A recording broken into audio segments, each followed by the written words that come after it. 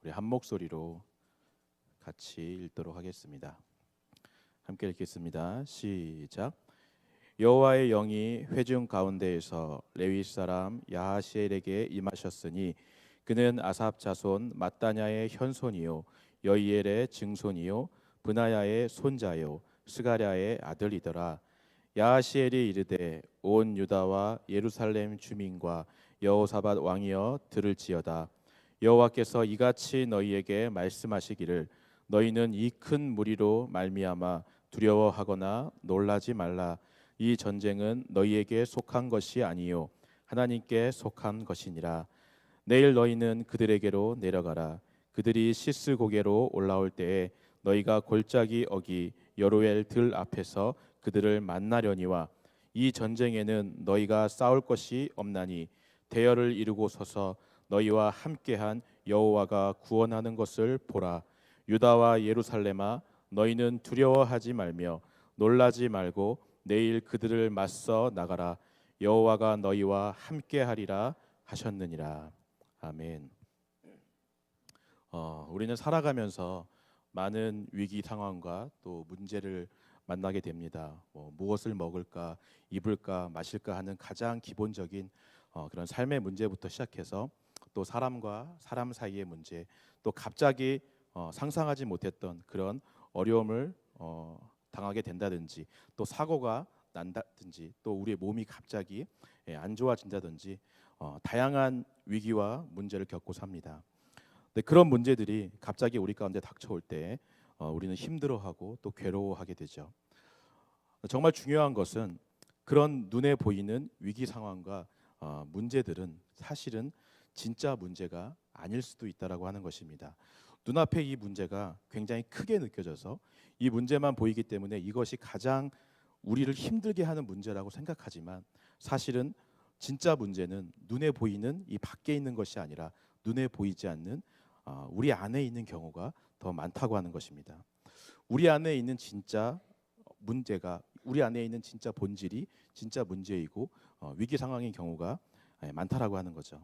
그래서 하나님께서는 자신의 사랑하는 자녀들에게 이런 눈에 보이는 위기 상황을 통해서 눈에 보이지 않는 우리 안에 있는 진짜 문제를 다루시기를 원하신다라고 하는 것입니다. 그래서 우리가 어떤 위기 상황을 만날 때, 어떤 문제들을 만날 때, 하나님께서 또 내 안에 어떤 부분들을 다루시기를 원하시는구나라고 우리가 생각을 해야 되는 것입니다. 그렇지 않고 자꾸 눈에 보이는 이 문제에만 집중하고 위기 상황에만 우리가 집중하게 된다면 진짜 중요한 문제인 이 본질을 우리가 놓치게 되기 때문입니다. 오늘 본문 말씀은 사실 위기 상황에 닥친 여호사밧 왕이 하나님께 기도함으로 그 위기를 극복하는 그런 내용입니다. 그러나 이 본문을 통해서 우리가 정말 영적으로 이런 위기 상황을 통해 하나님께서 우리 안에 다루고자 하는 부분이 무엇인지, 그리고 그것들을 어떻게 다루어 가시는지에 대해서 우리가 이 시간 잠깐 살펴보기를 원합니다. 여호사밧이 먼저 어떤 위기에 처해 있는지를 한번 보겠습니다. 20장 1절에서 2절 말씀입니다. 우리 한 목소리로 같이 읽겠습니다. 시작. 그 후에 모압 자손과 암몬 자손들이 마온 사람들과 함께 와서 여호사밧을 치고자 한지라. 어떤 사람이 와서 여호사밧에게 전하여 이르되 큰 무리가 바다 저쪽 아람에서 왕을 치러 오는데 이제 하시손다말 곧 엔게디에 있나이다 하니. 지금 모압과 암몬과 또 마온 사람들이 연합군을 형성해서 세 개의 나라가 연합군을 형성해서 유다 나라로 지금 쳐들어오고 있는 상황입니다. 지금 한 나라도 상대하기가 사실 쉽지 않은데 세 개의 나라가 연합해서 연합군을 형성해서 아주 조그마한 나라에 불과한 유다 나라를 지금 치려고 한다는 것이죠. 여호사밧이 아마 왕이 된 이후에 제일 처음 겪은 위기 상황이라고 할 수 있을 것입니다. 사실 여호사밧 왕은 17장 앞에 17장을 보시면 그가 왕이 된 후에 가장 먼저 한 일이 바로 군사력을 강화하는 일이었습니다. 왜냐하면 자기 아버지 아사 왕은 나라에 어려움이 생길 때마다 자꾸 외부에서 힘을 빌려왔어요. 다른 나라에서 군사들을 빌려와서 그 전쟁을 막고 싸움을 해결하는 일들을 계속했습니다. 그러니까 어린 여호사밧이 그런 모습들을 보면서 내가 만약에 나중에 왕이 되면 우리 나라를 좀 강하게 해야겠다. 군사력을 좀 키우고 열심히 노력해서 어느 나라가 침략해와도 침략당하지 않을 그런 강한 나라를 만들어야겠다. 이런 생각을 했던 것입니다. 그래서 17장 우리 1절, 2절 말씀을 다시 한번 읽어보겠습니다. 17장 1절에서 2절 함께 읽겠습니다. 시작. 아사의 아들 여호사밧이 대신하여 왕이 되어 스스로 강하게 하여 이스라엘을 방어하되 유다 모든 견고한 성읍에 군대를 주둔시키고 또 유다 땅과 그의 아버지 아사가 정복한 에브라임 성읍들의 영문을 두었더라. 왕이 되자마자 스스로 강하게 하여 군대를 강화하고 또 모든 견고한 성읍들을 만들어 거기에 군대들을 다 주둔시켰다라고 하는 것입니다. 그러니까 나름대로 어떤 위기 상황이 닥쳤을 때 그것들을 스스로 해결할 수 있는 방법들을 다 준비를 해놓은 것이죠. 근데 오늘 본문의 20장의 이 상황은 여호사밧이 준비한 그 능력을 뛰어넘는 어떤 한계를 벗어난 그런 위기 상황이었다라고 하는 것입니다. 스스로 아무리 준비하고 군대를 강화하고 성문마다 군대를 주둔시켰지만 세 개 나라가 동시에 연합해서 쳐들어올 줄은 상상도 못했다라고 하는 거죠. 더군다나 이 모압이라고 하는 이 나라는 다윗이 이미 예전에 이긴 나라이고 이 유다 나라의 그 조공을 바치던 그런 나라였는데 그런 나라가 지금 배신을 때리고 세계 나라와 연합해서 자기 뒤통수를 치니 정말 황당한 일인 것입니다. 상상할 수 없는 일인 것이죠. 본인의 능력과 한계를 벗어난 일을 지금 여호사밧이 당하고 있는 거예요. 우리도 이 여호사밧처럼 살아가면서 삶의 위기 상황에 대비해서 스스로 준비를 많이 합니다. 갑자기 아플 것을 대비해 우리도 보험을 들어 놓는다든지 또 자녀들 대학을 위해 학비를 마련해 놓는다든지 또 은퇴 후의 삶을 위해서 연금을 마련해 놓는다든지 어떤 스스로 위기 상황을 대비해서 준비할 수 있는 노력들을 우리도 하고 애를 쓰죠. 근데 살아가면서 우리가 아무리 준비를 열심히 하고 노력을 해도 이렇게 우리의 능력을 벗어나고 우리의 한계를 뛰어넘는 위기 상황이 우리 가운데 닥쳐올 때가 많다라고 하는 것입니다. 저도 한국에 있을 때는 웬만한 일들은 제가 다 해결할 수 있는 그런 능력이 있다고 생각을 했었어요. 그래서 이런 문제가 있으면 이런 방법으로 해결하고 이런 문제가 생기면 저런 방법으로 해결하고 그런 노하우들과 그런 기술들이 다 있다고 생각을 했었습니다. 또 나름대로 그런 문제들을 다 해결해 왔어요. 근데 미국에 오게 되니까 제가 할 수 있는 것이 별로 없었어요. 뭘 하려고 하면 신분이 걸리고 언어가 문제가 되고 또 아파도 보험이 없으니까 병원에 갈 수가 없고 또 학교를 다니며 공부를 할 때는 일을 할 수 없으니까 돈을 벌지 못하니까 또 돈을 못 버는데 아기는 또 3명씩이나 있으니까 아기 용품을 또 살 수도 없고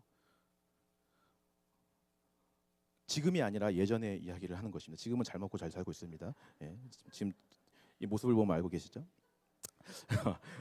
예전에 그 유학을 처음 왔을 때 아기들 그 기저귀가 없어갖고 기저귀를 못 사서 그냥 기저귀를 채워놓지 않고 그냥 방에다 풀어놓은 적도 있었어요. 그러니까 애들이 돌아다니면서 막 대소변을 막 아무데나 다 흐질러 놨겠죠. 또 미국 집은 마룻바닥이 아니라 다 카페트니까 그걸 치우고 있으면 제 스스로 굉장히 비참해지는 거예요.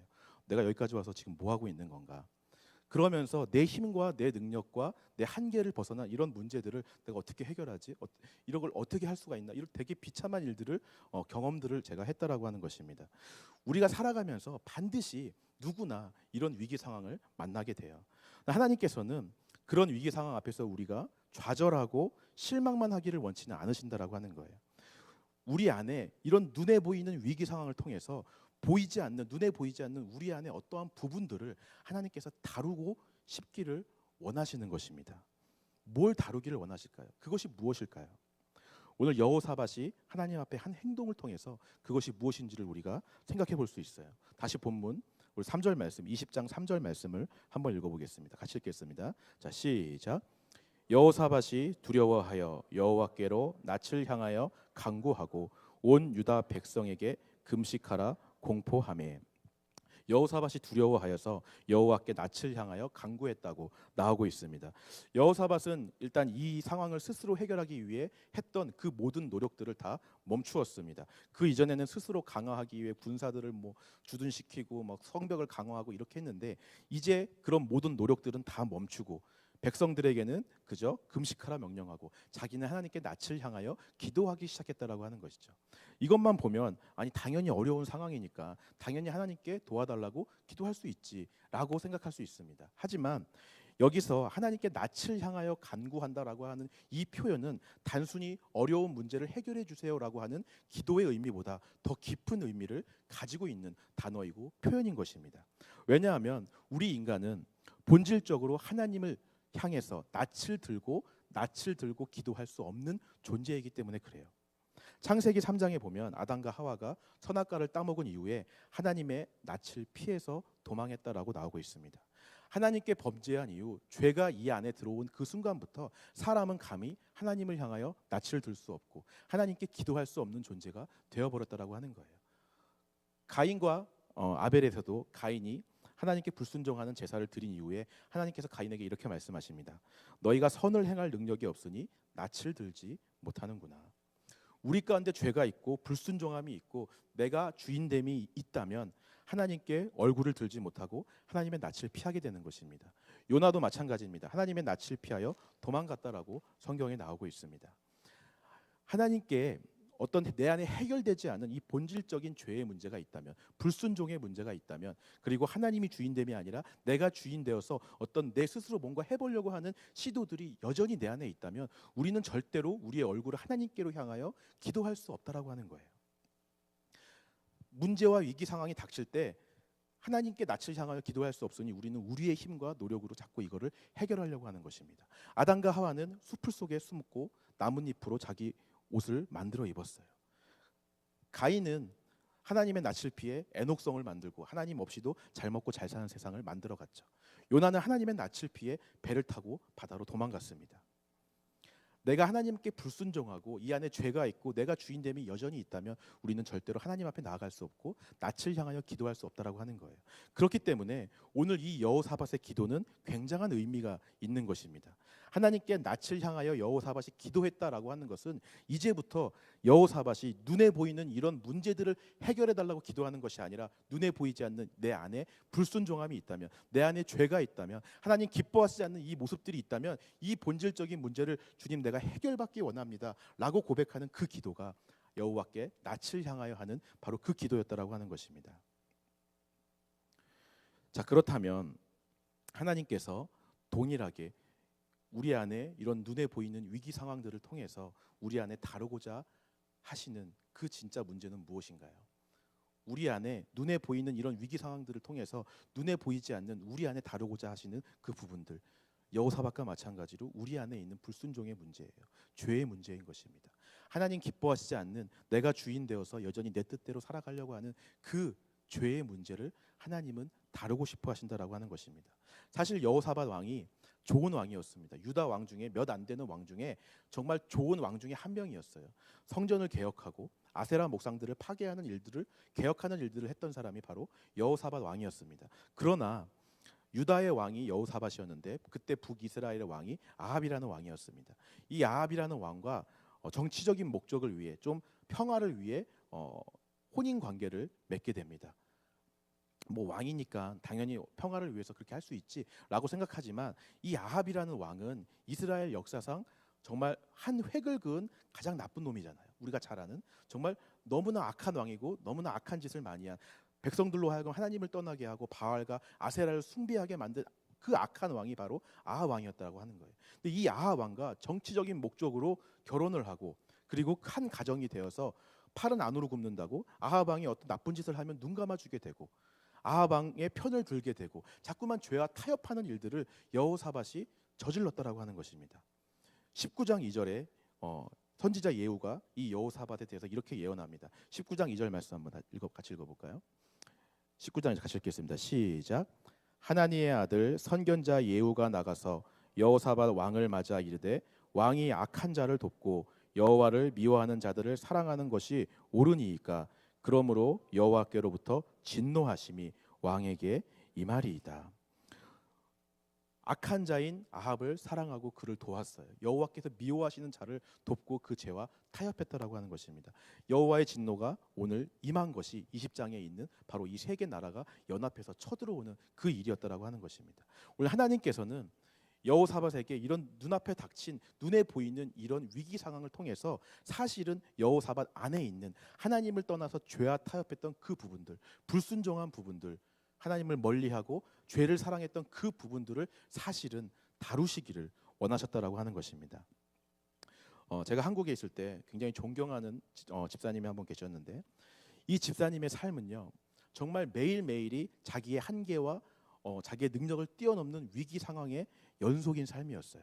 정말 힘들게 매일매일을 그렇게 살았습니다. 남편은 맨날 술만 먹고 집에 들어오면 이 집사님을 때리고 막 식칼을 들고 죽이겠다고 막 달려오고, 시어머니는 시어머니대로 이 집사님을 끊임없이 괴롭히고, 가정 형편도 좋지 않았어요. 이 남편이 일을 안 하니까 맨날 술만 먹으니까 이 집사님이 미장원 가서 하루 벌어서 그 하루 갖고 그 번 돈으로 하루 살기도 힘들 정도로 어려운 형편이었습니다. 아이가 3명 있었는데 그 중에 한 아이가 제가 담당했던 학생이었어요. 아빠가 술만 먹으면 이 아이들이 방에 들어가서 나오질 못하는 거예요. 무서워서 3명이 함께 모여서 울고 아무것도 하지 못하는 그런 일들, 지옥 같은 일들이 매일매일이 위기 상황이었고 문제였다라고 하는 것입니다.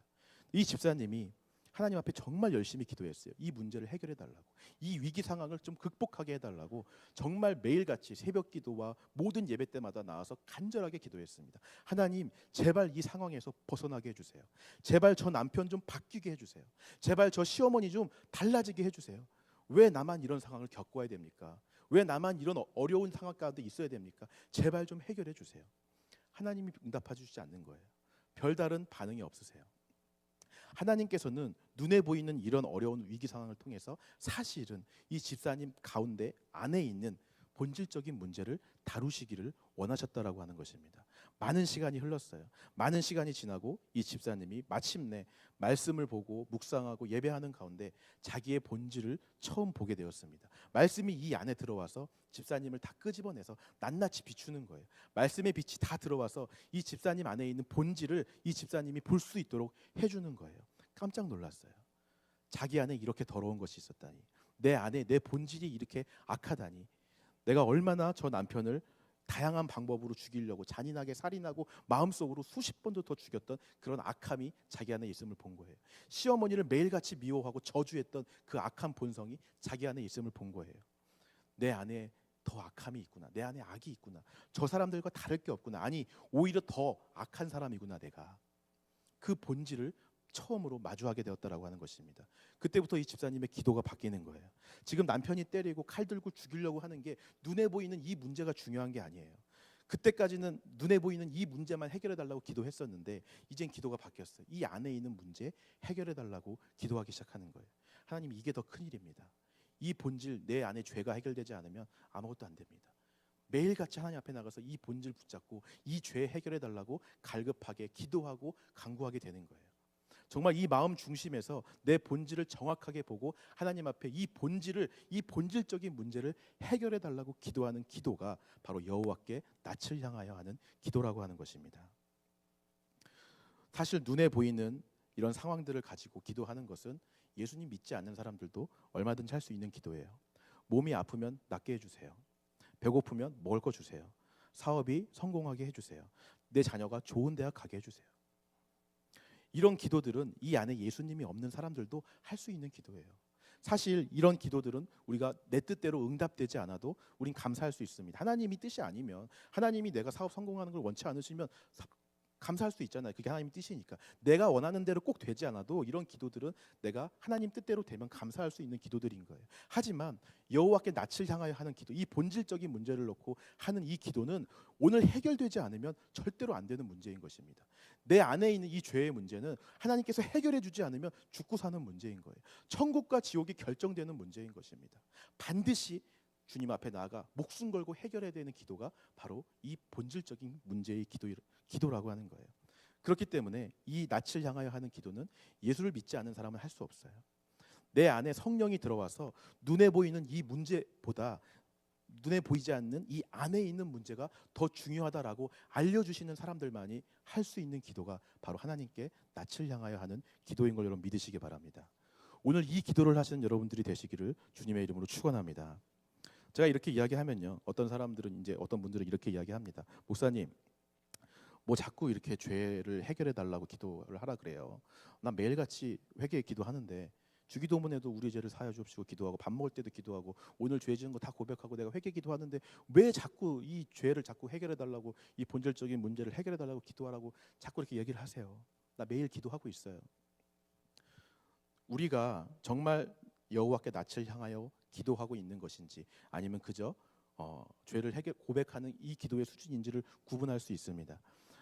대부분의 사람들이 하는 죄의 고백과 회개의 기도는 다 이런 수준에 머물러 있습니다. 어떤 죄가 있는데 난 여전히 그 죄를 사랑하고 있어요. 여전히 그 죄를 짓기를 원하고 이 죄의 문제를 아직 해결받고 싶어 하지 않아요. 여전히 그 죄를 사랑하고 그 죄를 짓고 싶어 해요. 근데 교회 나오니까 이건 자꾸 죄라 그러는 거예요. 양심의 가책이 생겨요. 이 양심의 가책을 해결하기 위해서 하나님 죄 안 짓게 해주세요 라고 하는 기도의 수준의 회개 기도를 우리가 하고 있다라고 하는 거예요. 정말 여호와께 낯을 향하여 하는 기도는 내 본질을 본 사람은 할 수 있어요. 내가 얼마나 악한지 말씀의 빛을 통해서 내가 하나님 앞에서 얼마나 더럽고 악한 존재인지 본 사람들은 그렇게 기도할 수 없어요. 이 죄를 사랑하는 것이 아니라 이 죄를 미워하게 돼요. 정말 하나님이 이 죄를 미워하는 것처럼 나도 이 죄가 싫어서 정말 이 죄를 해결받고 싶습니다. 주님 제발 좀 해결해 주세요 라고 갈급함으로 간절함으로 하는 기도가 바로 여호와께 낯을 향하여 하는 기도라고 하는 것입니다. 오늘 그렇게 우리가 갈급하게 하나님 앞에 기도할 때 하나님께서 우리에게 이렇게 응답하시는 거예요. 15절 말씀 같이 읽겠습니다. 15절 함께 읽겠습니다. 시작. 야하시엘이 이르되 온 유다와 예루살렘 주민과 여호사밧 왕이여 들을지어다. 여호와께서 이같이 너희에게 말씀하시기를 너희는 이 큰 무리로 말미암아 두려워하거나 놀라지 말라. 이 전쟁은 너희에게 속한 것이 아니요 하나님께 속한 것이니라. 17절 말씀도 읽겠습니다. 17절 시작. 이 전쟁에는 너희가 싸울 것이 없나니 대열을 이루고 서서 너희와 함께한 여호와가 구원하는 것을 보라. 유대와 예루살렘아 너희는 두려워하지 말며 놀라지 말고 내일 그들을 맞서 나가라. 여호와가 너희와 함께하리라 하셨느니라. 오늘 여호와 하나님께서 우리가 낯을 향하여 기도하게 되면 낯을 향하여 하나님께 기도하게 되면 이렇게 응답해 주십니다. 네가 정말 그 죄를 해결하고 이 본질적인 문제를 해결받기 원하냐? 그렇다면 이제 그 싸움은 너의 싸움이 아니라 나에게 속한 싸움이다. 오늘 너는 아무것도 하지 말고 내가 너희를 향하여 베푸는 그 구원을 바라보라. 오늘 이 말씀을 우리 가운데 주시는 말씀인 줄 여러분 믿으시기 바랍니다. 제가 아까 말씀드렸던 그 집사님이 마침내 이 문제를 해결받게 되었어요. 죄를 고백하고 이 죄의 본질적인 문제와 끊임없이 싸우는 그 순간에 예수님께서 2000년 전에 이 땅에 오셔서 십자가에서 그 모든 죄를 다 짊어지시고 죽으셨다는 그 사실을 머리로 아는 것이 아니라 지식으로 아는 것이 아니라 삶 가운데서 정말 이 나의 본질적인 이 더러운 문제들을 말끔하게 깨끗하게 다 사해 주셨구나라고 하는 것들을 실제로 지식으로가 아니라 실제로 삶으로 체험하게 된 것입니다. 자유함을 얻게 되었어요. 죄로부터 자유함을 얻게 되었어요. 그때부터 이 집사님의 삶이 변하게 된 것입니다. 환경은 똑같아요. 여전히 그 남편은 술 먹고 집사님을 때려요. 시어머니는 여전히 그 집사님을 괴롭혀요. 하지만 이 집사님의 마음이 달라진 거예요. 그 전까지는 이 집사님의 전쟁이었어요. 집사님의 싸움이었어요. 내가 이 남편을 미워하는데 억지로 사랑하라니까 교회 가면 억지로 사랑하려고 애쓰는 싸움이었어요. 내가 이 시어머니를 미워하는데 교회 가면 시어머니를 공경하라고 하니까 억지로 내가 공경하려고 하는 싸움이었어요. 죄를 내가 사랑하는데 죄 지으면 나쁜 거라 그러니까 죄를 안 지으려고 노력하는 나 혼자만의 싸움이었어요. 근데 이 문제가 해결되니까 이 전쟁이 나에게 속한 것이 아니라 하나님께 속한 것이 되는 것입니다. 남편을 그냥 사랑하게 되어져요. 시어머니를 그냥 공경하게 되어지는 거예요. 다른 사람들을 용서하게 되어져요. 없는 형편인데 더 없는 사람들을 위해서 나눠지게 되는 거예요.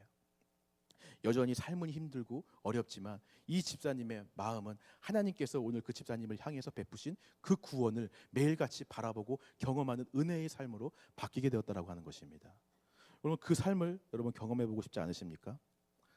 오늘 여러분들이 처한 혹시 이 자리에 내가 감당하기 힘든 그런 위기 상황, 내 능력과 한계를 넘어서는 그런 위기 상황에 처한 분들이 계십니까?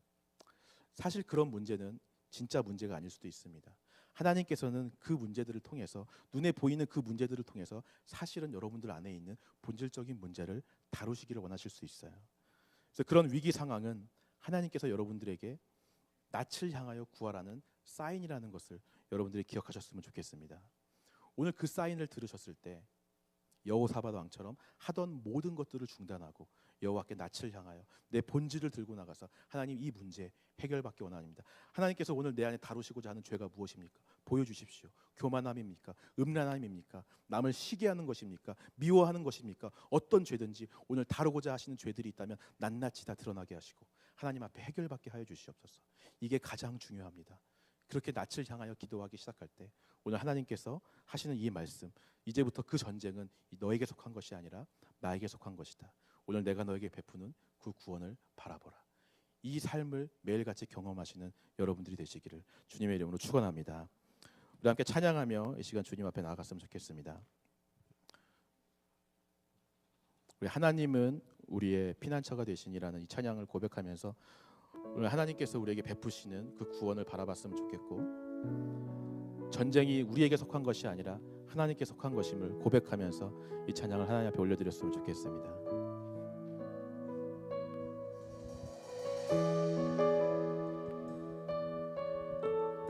하나님은 우리의 하나님은 우리의 피난처가 되시며 환난 중에 우리의 힘과 도 우리 한 번 더 고백합니다. 하나님은 우리의 피난처가 되시며 하나님은 우리의 피난처가 되시 환난 중에 우리의 환난 중에 우리의 힘과 도움이시 너희는 가만히 있어